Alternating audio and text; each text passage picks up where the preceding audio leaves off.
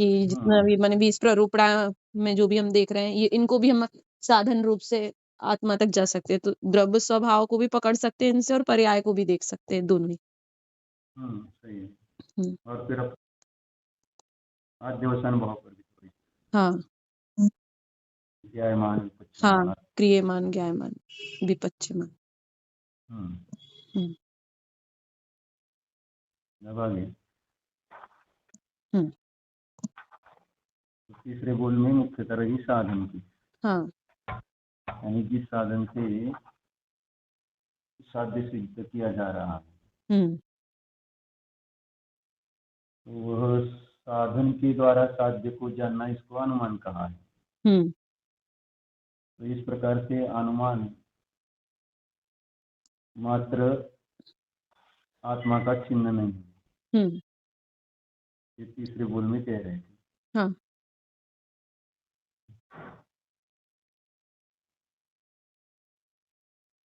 अब चौथा, हम्म न लिंगादि परैः ग्रहणं यस्यैति अनुमेयमात्रत्व अभावस्य। हम्म। दूसरों के द्वारा अर्थात मात्र लिंग द्वारा ही जिसका ग्रहण नहीं होता वह अलिंग ग्रहण है। इस प्रकार आत्मा अनुमेय मात्र अर्थात केवल अनुमान से ही ज्ञात होने योग्य नहीं है, ऐसे अर्थ की प्राप्ति होती है। हम्म, पहले माने ये चिन्ह बनाया परार्थ अनुमान। अनुमान की बात हो गई। पहले स्वार्थ अनुमान की बात होगी। हाँ, और अब ये परार्थ अनुमान की बात हो गई। स्वार्थ अनुमान या आत्मा का चिन्ह बनाया था। हाँ अनुमान ही आत्मा को ग्रहण करता है, हम्म अनुमान को ही आत्मा का चिन्ह बनाया था। हम्म अब यहाँ पर चौथे में अनुमेय विषय की अपेक्षा से कह रहे हैं। अनुमान का जो विषय है उसे अनुमेय कह रहे हैं। हम्म तो आत्मा ग्रहण होगा तो वह अनुमान के द्वारा ही, हम्म ऐसा लक्षण कर रहे हैं। हम्म और अनुमान के विषय को अनुमेय कहते हैं। हम्म अनुमान द्वारा जो विषय ग्रहण किया जाता है उसका नाम अनुमेय है। हम्म जैसे कल के उदाहरण में अग्नि और धुआं के हम्म उदाहरण में अग्नि अनुमेय है, हम्म क्योंकि वह अनुमान का विषय हो गई। पर्वत वाली अग्नि अनुमान का विषय है, हम्म रसोई घर वाली अग्नि प्रत्यक्ष का, इंद्रिय प्रत्यक्ष का विषय। पर्वत वाली अग्नि जो है वह अनुमान से ही प्रत्यक्ष ग्रहण नहीं हो रही। तो जितने भी विषय प्रत्यक्ष ज्ञान के द्वारा ग्रहण नहीं हो रहे हैं, उनको ग्रहण करने के लिए जिन किन्हीं साधनों का प्रयोग करके उसका निर्णय किया जाता है, वे विषय अनुमेय कहलाएंगे। और इसलिए उदाहरण में पांचवी कारिका हमने ली थी, सूक्ष्मांतरित दूरांत, सूक्ष्म पदार्थ अनुमेय है, क्योंकि वो इंद्रिय ज्ञान की सूक्ष्म माने परमाणु आदि अपने ज्ञान के विषय नहीं है, लेकिन वो अनुमान के द्वारा जाने जा सकते हैं। ये आवाज कम आ रही है। अनुमान आ रही क्या? अनुमान के द्वारा सूक्ष्म पदार्थ जैसे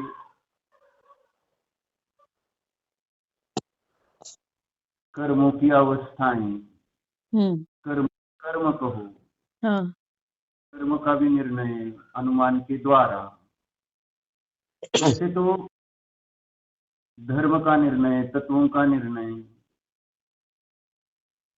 आत्मा का भी निर्णय अनुमान के द्वारा कर रहे हैं अभी तो कर ही रहे ना। जिन जिन जो विषय प्रत्यक्ष के भी हो जाए तो भी उन प्रत्यक्ष ज्ञान के द्वारा जाने गए विषयों को अन्य को सिद्ध करने के लिए भी, यानी प्रत्यक्ष माने अभी कोई विषय ऐसे वर्तमान प्रत्यक्ष ना हो,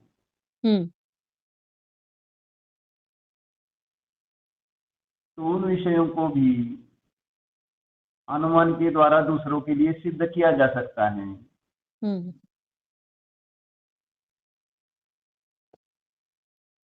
जो क्षेत्र से दूर है, काल से दूर है, उन विषयों को अनुमान के द्वारा जाना जा सकता है। अपने इष्ट तत्वों को दूसरों को सिद्ध करने के लिए अनुमान साधन के द्वारा सिद्ध किया जा सकता है दूसरों के लिए, क्योंकि न्याय तो उसी के आधार पर चल रहा है कि न्याय में जो जो जिन जिन मतवादियों ने वस्तु की व्यवस्था मानी है, तो वह वस्तु की व्यवस्था दूसरों को सिद्ध, अरे दूसरों को तो ऐसा नहीं कह सकते कि मुझे प्रत्यक्ष उसका अनुभव आ रहा है इसलिए तुम उसे मानो। बौद्ध ने आत्मा को क्षणिक माना, तो वो कहेगा कि मुझे तो हमें तो प्रत्यक्ष प्रतीति में आ रहा है कि यह प्रत्येक द्रव्य क्षणिक ही होता है, उसमें अन्वय शाश्वत ऐसा कुछ नहीं होता, प्रति समय नष्ट होता है। और फिर ये जो उनके द्वारा वस्तु का स्वभाव स्वीकार किया गया है, वो शांत नैयायिक जैन क्यों मानेंगे? तो अपनी तत्व की व्यवस्था हमें समझानी होगी तो उसके लिए युक्ति देनी पड़ेगी। तत्व क्षणिक ही है, तो हमें प्रत्यक्ष अनुभव आ रहा है ऐसा नहीं चलेगा ना। या हम ये भी देख सकते हैं कि जो भगवान की महानता सिद्ध करते हुए हमने समझो हेतु दिया देवों का आगमन आदि, तो वह हेतु अन्य मतवादों के लिए भी प्रमाण नहीं हो सकता और अपने लिए भी उससे भगवान की महानता, भगवान की पहचान नहीं हो सकती, नियम नहीं है। यानी अन्य मत और सुमत दोनों के लिए भगवान की महानता सिद्ध करने के लिए हेतु देने पड़ेंगे, और हेतु ऐसा कि जिसमें दोष ना हो। हम अन्य मतवादियों को ऐसा नहीं कह सकते कि हमारे आगम में ऐसा लिखा है कि भगवान के यहाँ स्वर्गों के देवों का आगमन होता है, आकाश में संचरण होता है, तो दिव्य शरीर आदि होता है, और ये असत्य थोड़ी ही है वैसा और अपने आगम में लिखा है। लेकिन अन्य मतवादी को हम ये हेतु देकर अपने भगवान की महानता नहीं सिद्ध कर सकेंगे, क्योंकि वो भी कहेगा कि हमारे आगम में तो ऐसा लिखा है भगवान का स्वरूप। तो तर्क और युक्ति देना पड़े। हेतु देंगे, वो आगम आश्रित हेतु भी नहीं चलते हैं। हेतु जो देना है वो स्व और पर दोनों को मान्य हो, और दोनों को मान्य होते हुए उसका साध्य के साथ अविनाभाव भी हो, तो ही हम अपनी साध्य की सिद्धि स्वयं के लिए या पर के लिए कर सकते हैं। इसलिए भगवान की महानता की सिद्धि, भगवान महान है तो महानता इस साध्य को सिद्ध तो करने के लिए युक्तियों का अवलंबन किया जाता है। अरिहंत भगवान ही महान है, तुम्हारे बौद्ध आदि के गुरु महान नहीं है। बौद्धों को अपने भगवान की महानता सिद्ध करनी है, सुगत आदि की, कपिल आदि की, तो उनको भी युक्तियां देनी पड़ेगी। और इसलिए हमने भी युक्ति दी कि भगवान महान है क्योंकि निर्दोष है, निर्दोष हेतु से भगवान की महानता सिद्ध की। तो इस प्रकार से जिस हेतु से जिस साध्य को सिद्ध किया जा रहा है, तो भगवान की महानता निर्दोषता के द्वारा सिद्ध करते हुए वह महानता केवल अनुमान का ही विषय है। अगर ऐसा कोई कहे तो ये योग्य नहीं,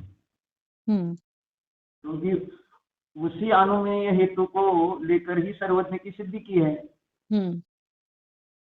माने जो जो अनुमेय होता है वह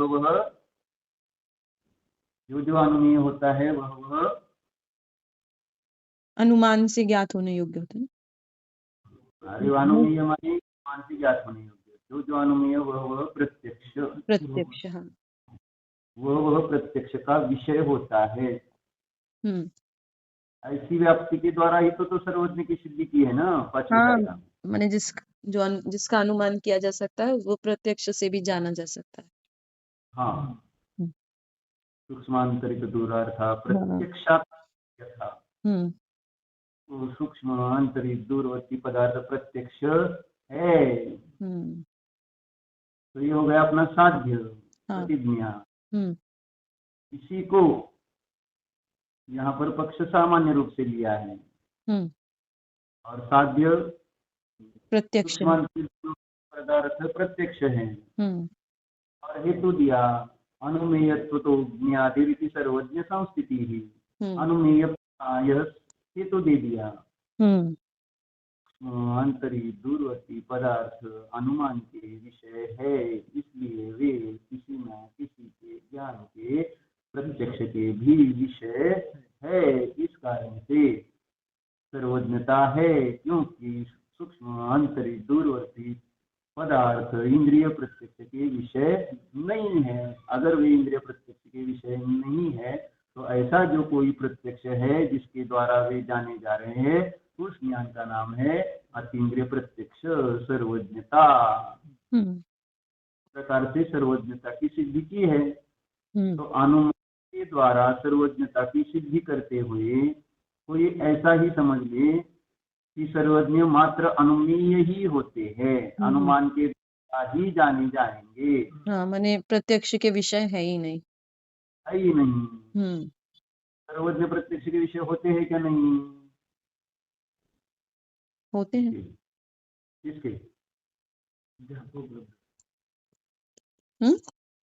किसके प्रत्यक्ष है? एक जैसे जो सर्वज्ञ हैं वो दूसरे सर्वज्ञों को जान रहे हैं ना, तो उनको तो वो प्रत्यक्ष ही हुए ना। बराबर, यानी दूसरे सर्वज्ञ हम छद्मस्तों के लिए वे भले प्रत्यक्ष ज्ञान का विषय नहीं हो सकते, यानी क्योंकि हमारा इंद्रिय प्रत्यक्ष ज्ञान है। प्रत्यक्ष ज्ञान का विषय केवल ज्ञान होता ही नहीं है, सर्वज्ञता होती ही नहीं है। चाहे वो साक्षात यहाँ अरिहंत चौथे काल में या विविध क्षेत्र में विराजमान है, तो उनको क्या वहां पर जो जाने वाले जीव है समोसरण में दिव्य ध्वनि सुनने के लिए, क्या उनको आत्मा उनकी सर्वज्ञता दिखाई देती है? नहीं, बाहर से औधारिक शरीर ही दिखाई देता। हाँ, आँख से तो सर्वज्ञता है, 5 इंद्रिय का विषय है ही नहीं ना। आँख कान नाक का उस सर्व को जानने वाला ज्ञान।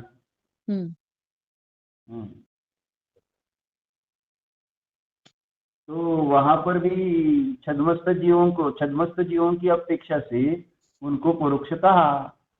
तो अनुभव प्रत्यक्ष कह सकते हैं भैया छद्मस्त की अपेक्षा सर्वज्ञता को। अभी वही मैं बताने वाला कि इसको अनुभव लेकर उन सर्वज्ञ की प्रत्यक्षता का निर्णय किया जा सकता है। एक देश भर का, एक देश, हाँ, एक देश, ठीक है ना। जैसे पूरी प्रत्यक्षता नहीं प्रतीति में आएगी। हाँ, वो तो खैर केवली बनने के बाद ही। हाँ, एक उसको एक अंश की अपेक्षा से कह सकते हैं, क्योंकि जो शुद्धात्मानुभव है वह ज्ञान का ही विषय है। तो आत्म ज्ञान से सर्वज्ञ स्वभाव को हम जान रहे हैं। तो सर्वज्ञता इस स्वभाव को जानते हुए हम एक ऐसा निर्णय करें कि अब ये जैसे अभी हमने कहा कि पूरी सर्वज्ञता ज्ञात नहीं होगी तो अधूरी होगी क्या? नहीं, पूरी होगी, लेकिन प्रदेश प्रत्यक्षता नहीं है, समझो उसमें ऐसा नहीं। प्रदेश लक्षण ही नहीं है ना उसमें। हाँ, तो सर्वज्ञ शक्ति रूप से पूरा प्रतीति में आएगा, व्यक्ति रूप से नहीं आएगा। जैसे आपने उनका बताया था ना धर्मदास जी छुल्लक का कि सिद्धों का दर्शन हुआ कि नहीं हुआ। तो आपने सिद्ध स्वभाव का दर्शन किया, तो वही शक्ति रूप से जब दर्शन किया तो सिद्धों का दर्शन हो गया। तो वो उसके द्वारा भी युक्ति ही लगाई जा सकती कि जैसा, तो ऐसी हम यहाँ भी लगा सकते, यही सर्वज्ञता में लगाएंगे ना कि मैंने अपने सर्वज्ञ स्वभाव को जाना। तो ऐसे ही सर्वज्ञ के सर्वज्ञता होती है। जैसे वो इसमें जैन तत्व मीमांसा में वो वाला प्रकरण पढ़ा था ना, वो उत्पाद व्यय निर्हेतुक, और वो धबल का वो लिया था हमने थोड़ा सा।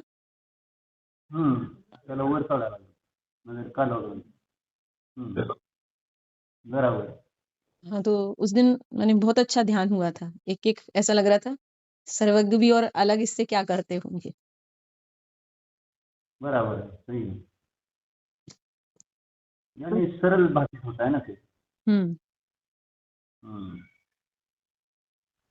हम्म और आपने भी जब वो अनंतता का बताया था ना, अभी इस साल का नहीं, हाँ, पिछले साल पिछले था। साल का जो, दहगांव में हुआ था। हाँ तो ज्ञान की अनंतता मानी क्या? हाँ पारिणामिकता ही पारिणामिकता, यही ज्ञान की अनंतता। तो ऐसे भी हम सर्वज्ञता का मैंने भाव भाषण कर सकते हैं। तो अपने सर्वज्ञ स्वभाव का भावासन कर सकते हैं। जो प्रगट व्यक्त सर्वज्ञ है उनके स्वभाव का भावासन मति श्रुत ज्ञान रूप क्षेम के द्वारा हो जाएगा क्या? प्रगट रूप का तो नहीं हो पाएगा। वो तो और केवल ज्ञान के दूसरा, द्वारा ही हो पाएगा। और अपनी सर्वज्ञता भी, इसलिए तो पहले व्यक्त सर्वज्ञता का निर्णय करने पर अपने सर्वज्ञ स्वभाव का भी अच्छा निर्णय हो सकता है। इसलिए पहले सर्वज्ञ की सिद्धि। माने इससे हमें जिन्होंने, आगम का इम्पोर्टेंस भी समझ में आता है कि आगम की क्या महत्वता है। हाँ, हर एक चीज की महत्वता उसी से प्रतीति में आएगी। इसलिए योग जब पढ़ाते हैं तो बोलते हैं कि इससे सर्वज्ञ की महिमा आती है, क्योंकि उसका विषय सूक्ष्म है। तो ऐसे सूक्ष्म विषय को जिन्होंने प्रत्यक्ष जाना है वो सर्वज्ञ भगवान है, तो उनके ज्ञान की महिमा आ जाएगी। वही जब ये ज्ञान मार्गणा में भी वो पढ़ा था ना, जब अवधि ज्ञान के भेद, देशावधि, सर्वावधि, परमावधि और फिर मनापर्य ज्ञान के भी जो भेद पढ़े थे, कितना सूक्ष्म सूक्ष्म होता गया था विषय। बराबर। फिर जब मनापर्य ज्ञान पढ़ रहे थे तो उसमें भी तो यही लगा कि अब और क्या बच रहा है जो केवली को जानने के लिए रह गया। माने एक तरह से देखा जाए कितना सूक्ष्म सूक्ष्म विषय आते जा रहे थे वहां पे, और सबकी वो द्रव्य, क्षेत्र, काल, भाव चारों की अपेक्षा वहां बताया था। तो अब और क्या बच रहा, तो उससे केवल ज्ञान की इतनी महिमा आई थी कि मैंने अभी ये तो क्षयोपशम ज्ञान इतना उत्कृष्ट है कि कहाँ तक जान रहा है द्रव्य, क्षेत्र, काल, भाव का जब हम देख रहे हैं, और अब केवल ज्ञान फिर कैसा होता होगा। और फिर कह रहे ऐसे एक लोक नहीं अनंत लोक भी आ जाए तो जान सकता है। यानी वो ज्ञान की एक स्वभाव रूप स्वच्छता है। इतनी स्वच्छता कि अपने आप उसमें ऐसे कितने भी गेय आए तो जाने जा सकते हैं। अनंत लोक हो तो भी जानने में कोई यानी फिर कष्ट नहीं। इसलिए गेय को जानने के लिए ज्ञान का उपयोग होता है तो कष्ट होता है, और इसलिए थक जाते हैं। और गेय ज्ञान में आ जाए तो थकना कम वहां होगा ही नहीं ना, क्योंकि उसके मैं अलग से कुछ नहीं कर रहा। जैसे पढ़ाई करना है तो मुझे उपयोग लगाना है गेय में, और ये जो है बाहर के वो मेरे ज्ञान में आ रहे तो मुझे क्या करना रहा। तो अपने आप जैसे आईने में पदार्थ झलकने के लिए आईने को क्या करना पड़ता है, ऐसे ही ज्ञान को गेय जानने के लिए कुछ करना नहीं पड़ता, लेकिन अज्ञान अवस्था में अपने स्वभाव की शक्ति का श्रद्धान नहीं है, और इस कारण से प्राप्त इंद्रियों के माध्यम से जो ज्ञान की प्रवृत्ति होती है तो उसके द्वारा गेय को जानने में व्यग्र हो जाता है। गेय को जानने की व्यग्रता है। इसलिए तो ये पढ़ना वो पढ़ना, ये लिखना वो लिखना, ये क्यों होता है? यानी बहुत ज्यादा पढ़ने के भाव भी क्यों आते हैं फिर? और ये भी पढ़ेंगे, ये भी पढ़ेंगे, ये भी पढ़ेंगे। तो ये गेय को जानने का लोभ कषाय है। मुझे तो बहुत होता है। अच्छा, तो आपको लोभ अच्छा? हाँ, ना पढ़ने वाले से, हाँ, ना पढ़ने वाले से अच्छा है, सही।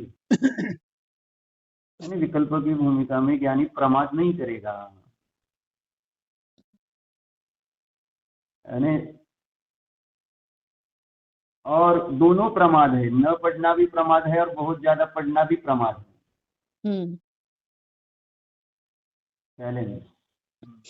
चुकना, यानी प्रमाद नहीं करना, इसलिए पढ़ते जा रहे और फिर अपना जो प्रयोजन है पढ़ने का उसको भूल गए।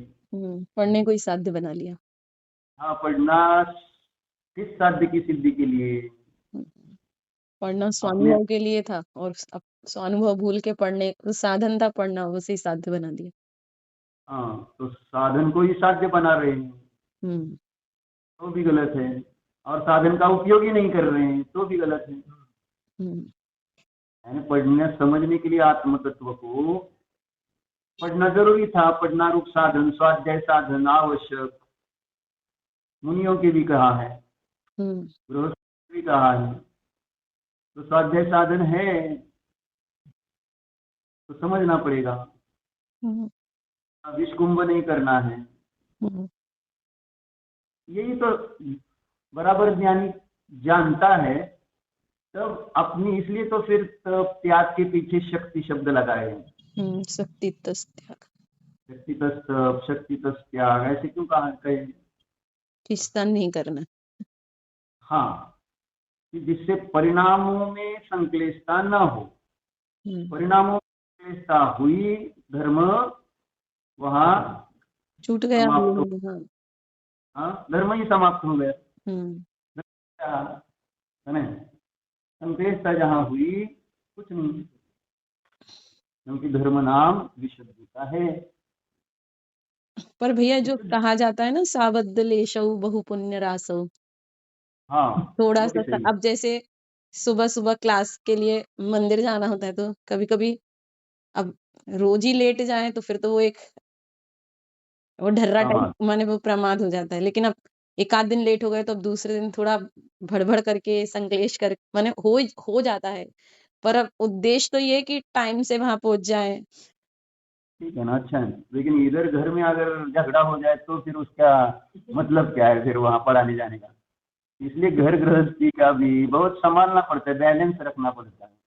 आप अगर घर गृहस्थी के काम में आप गैस चालू रख कर चले गए, नहीं आप नहीं कर रहे, लेकिन समझो क्या पानी का नल आपने जल्दी जल्दी में होता क्या है? हाँ, कुछ काम वो बरैया जी का काम रहेगा ना, हुक्का भरने का। जल्दी में गए मंदिर प्रवचन में, उद्देश्य अच्छा है।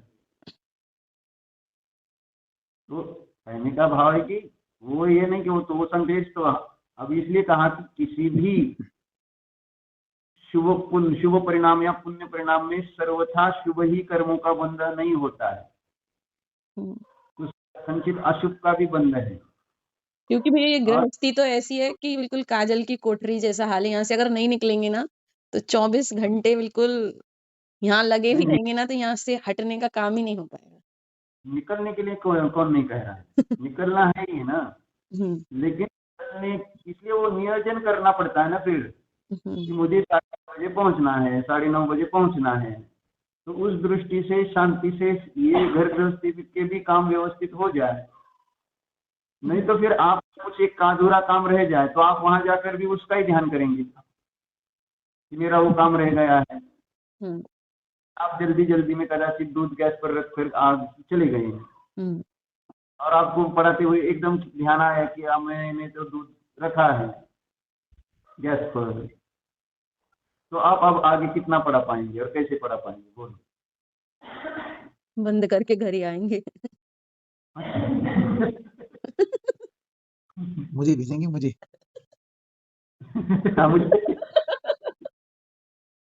जाओ फिर दूध बंद।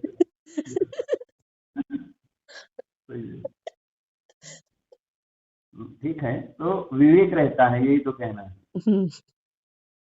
वैसे सब म्हणजे अच्छे काम के लिए थोड़ा सा संक्लेश उसकी बात नहीं है, तो अभिप्राय का ही फल मिलता है, तो हमने एक बार पढ़ा ही है, बना दिए है अभिप्राय क्या है। संक्लेश तो उसके भी नहीं, सुअर के। लेकिन अभिप्राय पर कहा गया कि वो स्वर्ग में गए। हाँ, तो अभिप्राय क्या है? संदेश, इसलिए उसको सावधिलेशा कह रहे हैं। हाँ।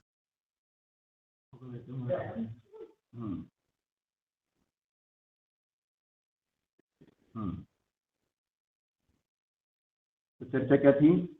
वो इस माने सूक्ष्म अंतरित दूरवर्ती पदार्थ किसी को प्रत्यक्ष है तो फिर उससे वो अनुमान का से ज्ञात होने योग्य। बराबर। तो ऐसे जितने विषय हैं वो जो हमें इंद्रिय से प्रत्यक्ष न होने के कारण उनको युक्तियों के द्वारा और आगम के द्वारा समझाया गया है। तो एक वर्ग ऐसा है कि वो आगम के द्वारा बताया गया जो विषय है उसको आगम ही प्रमाण मानकर चलता है, और ऐसा एक मत है जो आगम को ही प्रमाण मानता है। कौन सा? मीमांसक। उन्होंने अपौरुषेय वेद ही प्रमाण माना। अच्छा। इसका सुंदर वर्णन श्लोक वार्तिक में भी आया है और ये तीसरी कारिका में भी उसका विश्लेषण किया है अष्टसहस्त्री में। तो आगम को ही सर्वथा प्रमाण मानकर उन्होंने युक्तियां वगैरह को सर्वथा असत कह दिया, और किसी पुरुष के वचन वे भी असत्यार्थ ही कहे गए। इसलिए उनके द्वारा आगम का स्वरूप बताते हुए अपौरुषेय वेद कहा उन्होंने, क्योंकि जो जो पुरुष है वह सदोष ही है, और सदोष व्यक्ति के द्वारा निर्दोष तत्व का कथन हो नहीं सकता। इसलिए उन्होंने तीर्थंकर का निषेध किया तीसरी कारिका में। तीर्थकृत समयानाम च परस्पर विरोधतः सर्वेषाम आप्तता नास्ति कश्चिदेव भवेद गुरु। भवेद गुरु, कोई एक गुरु। तो इस वचन से, यानी पहले जो वचन है तीर्थकृत समयानाम च, यानी प्रत्येक मत में जिन्होंने कोई एक तीर्थंकर जैसा महान व्यक्ति आत्मा माना है, उनके द्वारा जो समय यानी अपने अपने मत की रचना की गई है उनमें परस्पर विरोध दिखाई देता है। यानी इस हेतु को आचार्य ने निषेध किया है ना, समंतभद्र आचार्य ने, कि हमारे भगवान महान है क्योंकि तीर्थंकर है, और ये भगवान महान है क्योंकि वे तीर्थंकर है, यह हेतु दिया। तो तीर्थंकर यह हेतु भी निर्दोष नहीं है, क्योंकि बताया कि जिन जिन मतों में जिन्होंने तीर्थंकर माने हैं उन सभी मतों में परस्पर विरोध देखा जा रहा है। बौद्ध, सांख्य, अब इन्होंने तीर्थंकर माने हैं, बौद्धों ने भी माने हैं 24 तीर्थंकर, सांख्य ने भी माने हैं तीर्थंकर, लेकिन सांख्य के तीर्थंकर बोल रहे कि वस्तु नित्य है, बौद्ध के तीर्थंकर कह रहे कि वस्तु अनित्य है। अगर तीर्थंकर पना ही महानता का कारण है तो फिर परस्पर इसमें विरोधता क्यों? तो इस प्रकार से तीर्थंकर पना को हेतु बताते हुए आचार्य ने वहां परस्पर विरोध यह हेतु देकर वह तीर्थंकर पना हेतु निर्दोष नहीं है कहा। तो ये कहने पर वो मीमांसक पहले खड़ा हुआ, तो हम पहले से कह रहे कि तीर्थंकर कोई होता ही नहीं, कोई पुरुष निर्दोष होता ही नहीं, पुरुष के वचन से होती ही नहीं, इसलिए हमने अपौरुषेयी आगम को प्रमाण माना है, उसको चांस ही मिल गया। तो उस आगम को कहने वाला कौन है? आगम को कहने के लिए जो है वो बाद में, आगम पहले से था, फिर किसी ज्ञानी ने उस आगम के आधार से समझाया या समझा। अब हम भी कहते हैं ना, आगम पहले कि अरिहंत पहला? पहले कौन? पहले किसको कहेंगे? पहले आगम कहेंगे तो फिर वो आगम आया कहाँ से? पहले अरिहंत कहेंगे तो बिना आगम के अरिहंत आए कहाँ से? तो आगम अनादि हो गया ना। हाँ, आगम भी अनादि और अरिहंत भी अनादि, माने सिद्ध दशा जिसे अनादि के। सिद्धि नहीं हुई है कि अरिहंत नाम के जीव निर्दोष होते हैं और उनके द्वारा, वैसे इसलिए हमने आगम को सर्वथा अनादि नित्य नहीं माना है, कथनचित अनित्य माना है। आगम जो है कथनचित पौरुषेय माना है, सर्वथा अपौरुषेय आगम को हमने नहीं माना है। आगम में बताए गए तत्व पौरुषेय है, लेकिन जो आगम की प्रवृत्ति हुई है वो तो अरिहंत के द्वारा ही दिव्य ध्वनि के माध्यम से हुई है।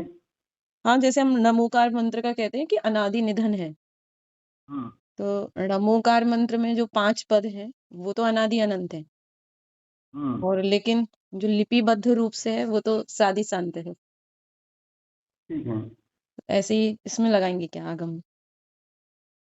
तो आगम में क्या कहा, आगम में आए हुए जो वस्तु का स्वरूप है वो किसी ने बनाया नहीं है, उसकी अपेक्षा अपौरुष है।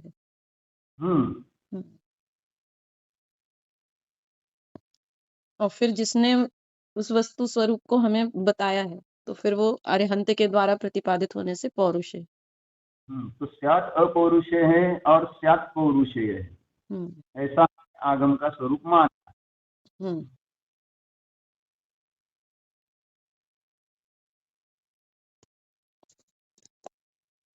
तो चर्चा क्या कर रहे थे? वो 5वें नंबर की, 5वां नहीं, वो तीर्थकृत समयावान। नहीं, हाँ, ये चर्चा चल रही थी कि वर्तमान में ये मीमांसक हो रहा, मीमांसक समान ही कोई शब्द बनकर आगम को ही प्रमाण मानकर चल रहे हैं, और कोई सर्वथा युक्ति को ही प्रमाण मानकर और आगम को नहीं स्वीकार करते हुए चल रहे हैं। जो युक्तियों को मानने वाले हैं वे है नैयायिक, वे आगम को प्रमाण नहीं मान रहे, और जो मीमांसक है वे केवल आगम को ही प्रमाण मान रहे। इसलिए देवागम स्तोत्र में शायद 10वां अधिकार ही है वो, या 9वां है, 8वां है, पता नहीं 8वां होगा या 10वां होगा, जिसमें स्यात् आगम और स्यात् युक्ति की अपेक्षा से वर्णन किया है। यानी सर्वथा आगम प्रमाण नहीं है और सर्वथा युक्ति प्रमाण नहीं है। आगम सहित युक्ति हो तो वह युक्ति प्रमाण, और आगम युक्ति सहित हो तो वह आगम प्रमाण। और इसलिए अरिहंत की निर्दोषता सिद्ध करते हुए जो हेतु दिया है वो कौन सा? अरिहंत भगवान निर्दोष है क्योंकि युक्ति शास्त्र अविरोध। बराबर, युक्ति और शास्त्र अविरोधी वचन है, तो त्वमेवासि निर्दोषो युक्ति शास्त्र अविरोधी वा अविरोधो यदिष्टं ते प्रसिद्धेन न बाध्यते। तो उसमें निर्दोषता की सिद्धि जो उनके वचन यानी तत्व है वे आगम और युक्ति दोनों से बाधित नहीं हो रहे हैं, इसलिए जिनके द्वारा ये तत्व कहा गया है वे प्रमाण है। अगर आगम अपौरुषेय की अपेक्षा से भी खोजा जाए तो भी उसमें जो तत्व अरिहंत के द्वारा बताए गए वो प्रमाण होंगे, सिद्ध होते हैं, और जो तत्व अरिहंत के द्वारा बताए गए हैं उनको अगर युक्तियों से जांचा जाए तो भी उस युक्ति की कसौटी पर वे खरे उतरते हैं।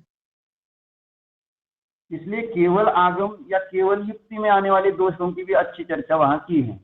कोई आगम का एकांत करता है और हमारे प्रमाण उसे ही मानता है आगम में जो कहा है, क्योंकि कभी युक्तियां दी जाती है वर्तमान में पूरा आगम नहीं है, जैसे दिखा रहे हैं ना वर्तमान में, देखो आगम में कहाँ लिखा है चौथे गुणस्थान में शुद्धोपयोग है, तो बार बार वो कोई ना कोई शास्त्र में आए हुए उदाहरण दिखा रहे हैं जिसकी बहुलता है, समझो है ना। प्रवचनसार की 14वीं गाथा शुद्धोपयोगी जीव का लक्षण बताते हुए, और फिर वो 3 प्रकार के उपयोग की चर्चा करते हुए, यानी 7वें गुणस्थान से आगे शुद्धोपयोग, 6ठे गुणस्थान तक शुभोपयोग, 4 से 6 गुणस्थान तक, और 1 से 3 उपयोग। तो इन आधारों के द्वारा वे ये सिद्ध करते कि नहीं कि तो अवृत्ति को शुद्धोपयोग होता ही नहीं, अवृत्ति को शुभोपयोग ही होता है, और शुभोपयोग से ही संवर निर्जरा होती है, शुभोपयोग से ही निश्चय समय दर्शन होता है। तो ये आगम प्रमाण देते रहते हैं। युक्ति नहीं लगाएंगे तो तो आगम में शब्द को अगर जैसे महाराज जी ने अभी इस प्रवचन सार के में भी आया है ना आगे कर्णाणयोग सूचक चूलिका में गृहस्थी गृही नाम समस्त विरते है अभावात शुद्धात्म प्रकाशनाभावात ऐसा दिया ना कुछ हमने पढ़ा था 252 था कुछ थी। उसमें ये शब्द है गृहिणाम तु समस्त विरते है अभावात। ठीक है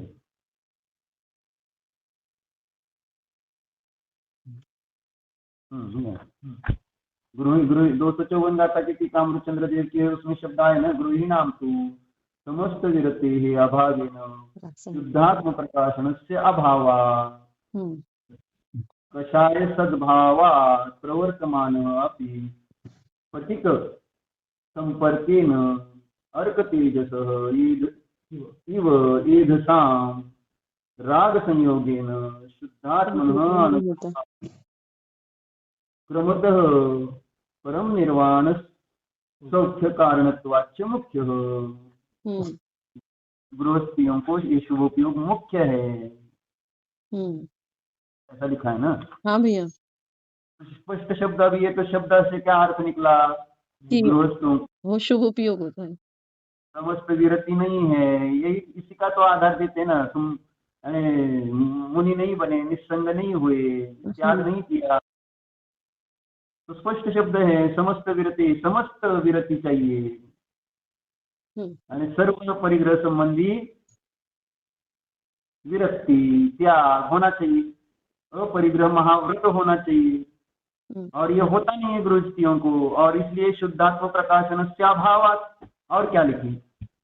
अब ऐसे आगम के शब्द दिखाने पर आप बोलेंगे नहीं गृहस्थी को शुद्धात्मा का अनुभव होता ही है तो कैसे मान्य किया जाएगा। या तो अमृतचंद्राचार्य गलत कहो फिर अमृतचंद्राचार्य देव को किसी की हिम्मत नहीं होगी गलत कहने की। अब इसका फिर इस वचन के द्वारा जब गृहस्थी को आत्मानुभव सिद्ध नहीं हो रहा और अध्यात्म का अभ्यास करने वाले बोल रहे नहीं गृहस्थी को सिद्ध उपयोग होता है आधार देते आगम आधार उसके लिए कुछ है?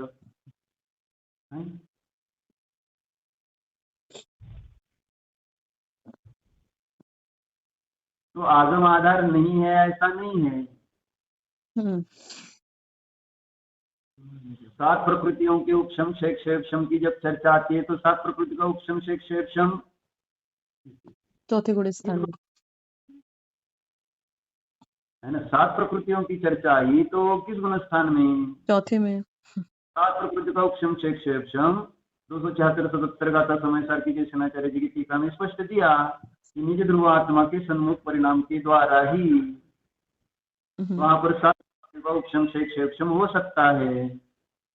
आत्म सन्मुख जिसके परिणाम नहीं है उसका 7 प्रकृति का उपशम क्षेक्षम नहीं होगा।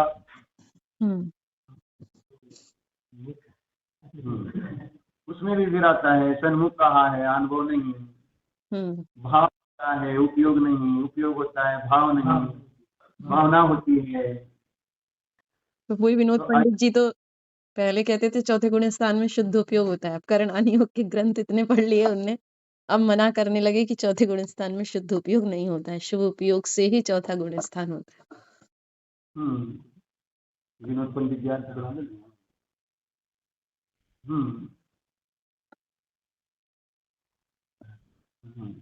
तो विवेक होना जरूरी है।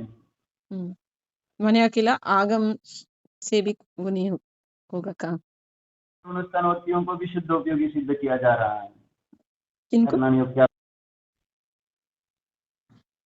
अब शुद्ध उपयोग का वहां होना की अपेक्षा से वो बात भिन्न है लेकिन बुद्धिपूर्वक शुद्ध उपयोग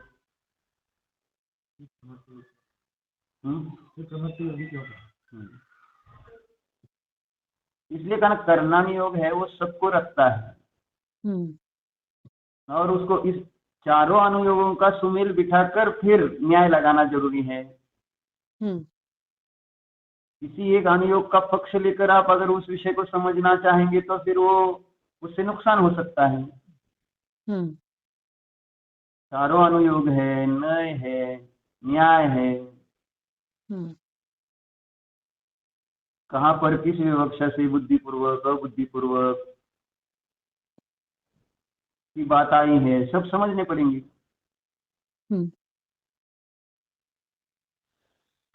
क्या वो कहा होता है ना, सब 12 टक्के, क्या?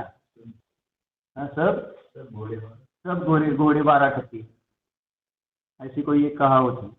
सबको एक नहीं गिनना, ऐसे कहावत है ना।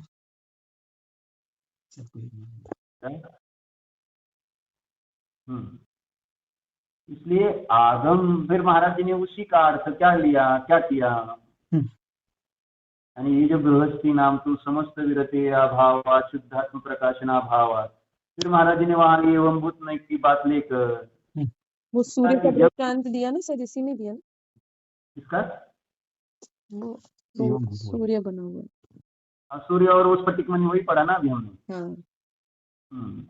उसमें आगे वही दिया है। तो वो दृष्टांत लेकर मुख्य का शुभ उपयोग की बताते हुए वो कह रहे कि गृहस्थों को तो वयावृत्ति ही करना है, और वो गृहस्थ मुनि के संपर्क में वयावृत्ति के निमित्त से जाता है तो वो मोक्ष मार्गी वयावृत्ति से ही हो जाता है, उसको शुद्ध उपयोग से नहीं, वो शुभ उपयोग से ही उसको मोक्ष मार्ग हो जाता है, ऐसा उसका शब्दार्थ। इसलिए शब्द म्लिंच आगम का एकांत करने कहे जाते हैं।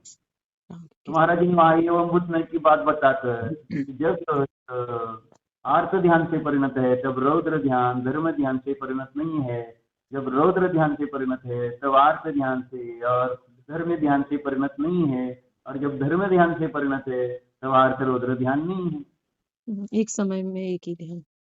तो एवं भूत नय की अपेक्षा से वो कथन बताते हुए वह चर्चा स्पष्ट कर दी कि इसमें ये अभिप्राय है, क्योंकि अनुयोगों का मिलान करना पड़ेगा ना। कहीं कहीं पर जब आचार्य अन्य आचार्य बोल रहे हैं कि वहां चौथे में आत्मानुभव है, तो फिर दोनों आचार्यों का सुमेल बिठाना पड़ेगा।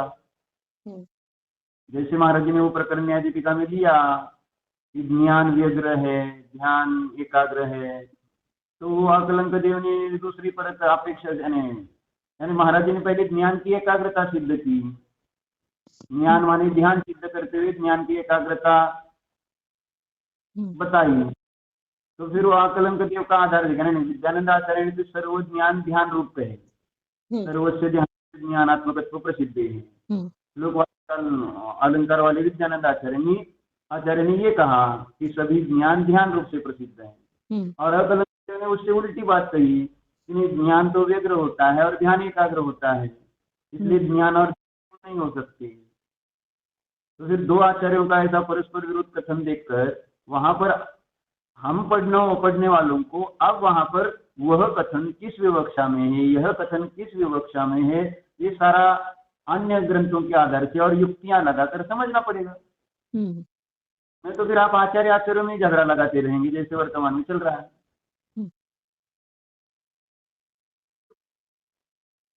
झगड़ा खत्म करने के लिए चर्चा करनी है, अपनी परियामी वितरागता प्रकट करने के लिए चर्चा है, और किसी को उसका अधिकारी बनाने के लिए नहीं है। तुम इसके अधिकारी हो, मोक्ष मार्ग के तुम ही यानी सम्यक दृष्टि हो सकते हो, बाकी कोई नहीं।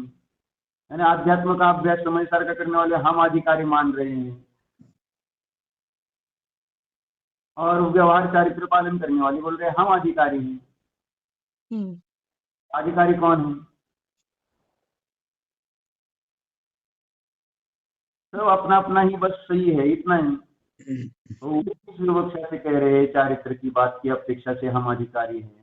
यहाँ पर अध्यात्म का अध्ययन करने वाले वो किस अपेक्षा से अधिकारी कह रहे, दोनों का मेल बिठाओ ना, दोनों का करने के लिए थोड़ी चर्चा है। ठीक है कि वो जो कह रहे हैं कि हमारे तो व्यवहार से, जब अब चारित्र आदि की मुख्यता से बात हो रही है चरणानुयोग से, अब जैसे पढ़ा समस्त विरति के अभाव से शुद्धात्म प्रकाशन का अभाव है, तो वहां चारित्र धारण करना क्या बुरा है? और उस चारित्र से मोक्ष मार्ग मानना गलत है। और फिर इनको भी आध्यात्म से बताया गया विषय को गलत मानना या इस प्रकार से वो गृहस्थों के लिए है नहीं ऐसा कहना, ये भी इनकी गलती है। दोनों एक दूसरे की गलतियां निकालकर बस धर्म से दूर करने के लिए चर्चा है, धर्म प्रकट करने के लिए नहीं कि वो आध्यात्म भी बराबर है, आगम भी बराबर है। दोनों को साथ लेकर चलो, आगम और आध्यात्म को। शायद देशनाचार्य जी के काल में ऐसा ही कुछ हो गया होगा, इसलिए उन्होंने आगम भाषा और अध्यात्म भाषा दोनों के आलम्बन से वस्तु स्वभाव समझाया। ऐसा नहीं किया मात्र आध्यात्म। रामचंद्राचार्य ने कोई उनको कोई भय नहीं था, मैं जो लिख रहा हूँ आध्यात्म पूरी ठोक कर लिखा उन्होंने। क्या है तो मुनिव्रत धारण करके लिख रहे हैं, कर नहीं। महाराज जी ने भी दीक्षा लेकर चतुर्थ गुण स्थान वाले को भी आत्मानुभव सिद्ध किया, नहीं तो फिर वो क्यों दीक्षा लेते हैं? चतुर्थ गुण अनुभव होता है तो दीक्षा लेने की जरूरत, अरे वो तो उसमें यथा समायाति पुनः वही आता है, स्वभाव होगा तो क्यों नहीं आगे बढ़ने का भाव होगा? जो जिसकी रुचि रखता है तो उस विषय में आगे बढ़ने की भावना होती है, जिससे उसका ज्यादा से ज्यादा हो जाए। दुकान बढ़ाते हैं, मकान बढ़ाते हैं, धन बढ़ाते हैं, धर्म भी बढ़ाना है ना। जिनको आनंद धर्म से आ रहा है तो बढ़ाने के लिए फिर उसके जो बाधक कारण है उसको दूर करते हैं। जिनके निमित्त से विकल्प है, कषाय है, उनसे दूर हो जाते हैं, जिससे कि अपने को अपने आत्मा का ध्यान करने के लिए टाइम मिले, विकल्प कम हो जाए। इसलिए सहजता से दीक्षा हो गई कि इसमें अच्छा है, विकल्प कम है, मैं अपनी आत्मा का आनंद ज्यादा से ज्यादा ले सकता हूँ।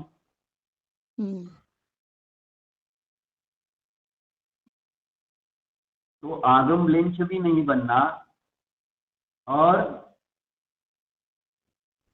युक्ति का भी एकांत, यानी आगम को छोड़कर मनमानी युक्तियां भी नहीं देना, बैलेंस, श्रद्धा भी नहीं करना।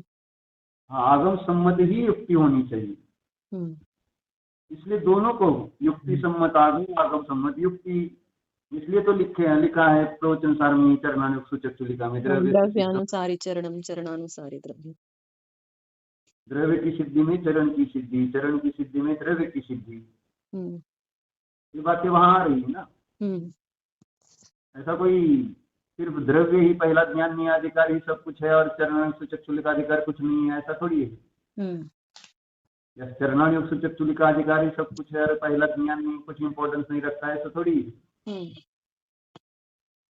दोनों का सुमेल बिठाओ, ये द्रव्य का और चरण का। इसलिए वैसे विषय तो खत्म हो गया यहाँ पर ही, नियत तत्व प्रज्ञापनाधिकार के बाद 200 गाथा में प्रवचन सार पूरा होना चाहिए था। गाथा और लिखी, यानी विषय प्रवचन सार का वो आगे के 75 गाथा है नहीं वैसे। वो चरणानुयोग सूचक चुलिका है ना, और ये तो न्याय का द्रव्यानुयोग का ग्रंथ है। फिर उसका चरणानुयोग से क्या संबंध आया? फिर वापिस आगे ये ज्ञान के माध्यम से जो समझाना था आचार्य को, है ना, जो प्रतिज्ञा थी वो संपयामी सम्मम की, वो तो ये तत्वाधिकार के 200 नंबर की गाथा में पूरी कर दी उन्होंने। फिर आगे चरणानुयोग सूचक चुलिका किस लिए? बैलेंस आदमी कोई ऐसा ज्ञान नहीं है तो प्रज्ञापनाधिकार पढ़ के फिर शतंबर जैसा मानने लगे, कुछ नहीं, अब आचरण करने की जरूरत नहीं, हो गया ना ज्ञान नहीं का निर्णय।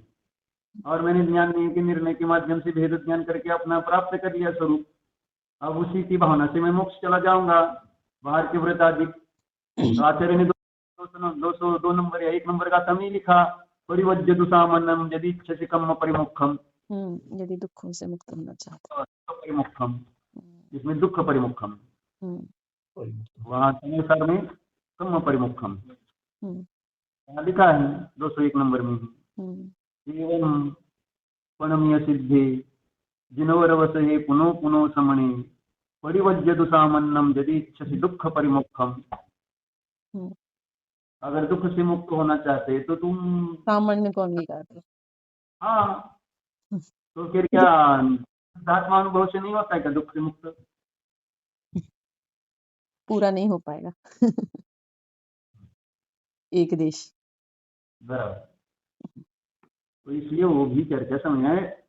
दुख से मुक्ति, फिर ऐसा भी इसका अर्थ शब्द मिलिंच कहे क्या कर सकता है कि यानी दीक्षा लेने से ही दुख की मुक्ति होती है, बाकी कुछ नहीं, इसलिए दीक्षा ले लो बस दुख से मुक्ति हो जाएगी। तो जो दीक्षा लेगा वो दुख से मुक्त हो रहा है, अभव्य जीव नहीं हो रहा। यानी व्यवस्थित है सब, और अपनी व्यवस्था व्यवस्थित इस व्यवस्थित व्यवस्था को समझकर करनी है। वो तो आचार्यों के अभिप्राय से अपना अभिप्राय यदि मेल खाए तो सब पढ़ना सुनना सब ये समझ में आएगा, और हम अगर अपना अभिप्राय अलग चलेगा और उससे मेल नहीं खाएगा तो कुछ समझ में नहीं आएगा। क्यों नहीं मेल खा रहा? क्योंकि पढ़ा जा रहा है या क्रिया की जा रही है, दो ही बातें हो रही है। मूल में जो प्रयोग है उसका अभाव है। केवल पढ़ाई पढ़ाई भी काम की नहीं है, और केवल बाह्य की क्रिया क्रिया ही काम की नहीं है। पढ़ाई क्रिया के साथ प्रयोग, क्रिया माने प्रयोग नहीं है। कोई समझेगा क्रिया कर रहे माने प्रयोग ही हो रहा है ना। वो बाह्य क्रिया शरीर की क्रिया तो थोड़ी प्रयोग कह रहे हैं, यहाँ तो परिणामों की क्रिया, जिसमें शुद्धात्मा का वेदन, शुद्धोपयोग रूप क्रिया ऐसा है। इसलिए जो अनुमान का ही केवल विषय आत्मा को मानेंगे तो वो अनुमीयपना आत्मा का चिन्ह नहीं है, ये चौथे बोल में कहा। यानी आत्मा जिस किसी को जब कभी जानने में आएगा सर्व चित्र काल भाव में, वह केवल अनुमान से ही जाना जा सकता है, प्रत्यक्ष से किसी को वह आत्मा अनुभूति में आएगा नहीं। ऐसा जो चिन्ह बना रहा है आत्मा का, तो आचार्य कह कि अलिंग ग्रहण नहीं, इस चिन्ह के द्वारा अनुमीय, इस चिन्ह के द्वारा आत्मा ग्रहण नहीं होता। इस प्रकार से चौथे बोल में कहा। ठीक है।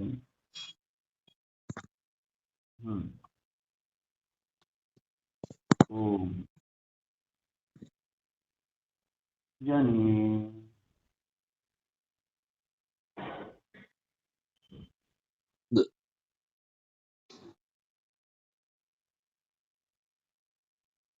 निज स्वरूप को जानिए।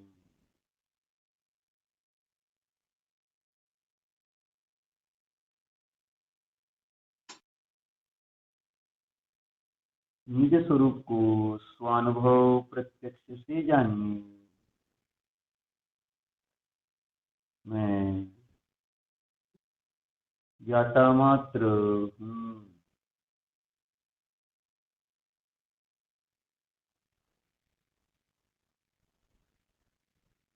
तो अनुभव प्रत्यक्ष से ही अनुभव में आना जिसका स्वभाव है,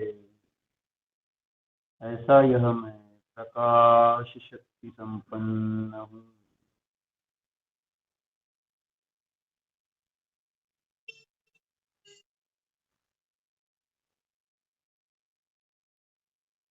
तो अनुभव से ही प्रकाशित होना इस जानने में आ रहे जायक आत्मा का स्वभाव है, जानो।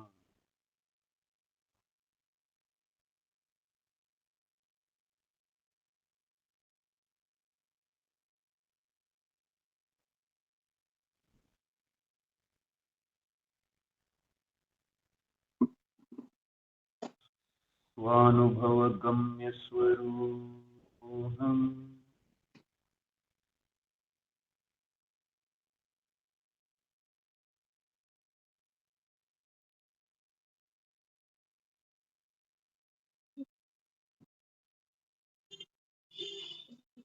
ओम सर्जन।